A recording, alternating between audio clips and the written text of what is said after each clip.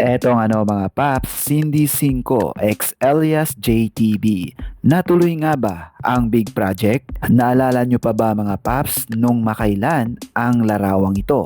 Dalawang malaking pangalan sa social media, sina Cindy 5 at alias JTB, na parihong kilala sa kanilang sariling journey, followers at impluensya online. Noong unang lumabas ang post na ito, kung saan makikita natin ang caption, isang malaking pasabog, two of the biggest names in social media.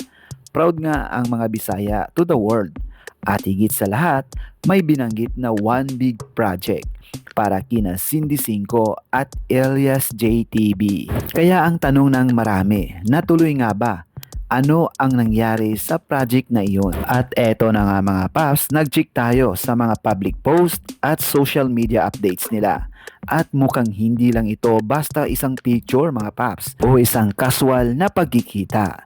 May mga sumusunod na content na nagpapakitang nagkaroon talaga ng collaboration at patuloy silang nagkikita at gumagawa ng content together. At may mga post din na makikita tayo mga paps na nagsasabing abangan C5 collaboration alias JTB in one big project. At nitong 2026 mga paps, makikita rin silang magkasama sa iba't ibang events at social media appearances.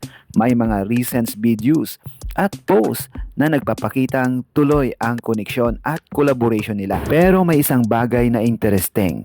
Hindi pa rin malinaw sa public post kung ano talaga ang full details ng big project mga paps. Kaya naman may posible na may mas malaking announcement na hindi pa inilabas publicly or maaaring bahagi pa lang ng isang mas malaking collaboration ang mga nakikita nating photos at videos mga paps. At kung pagbabasihan naman ang original photo, mukhang hindi rin ordinaryong collab ang pinaghahandaan. Dalawang Bisaya creators, parehong may napakalaking audience, parehong may sariling journey, at ngayon ay pinagsama sa isang project.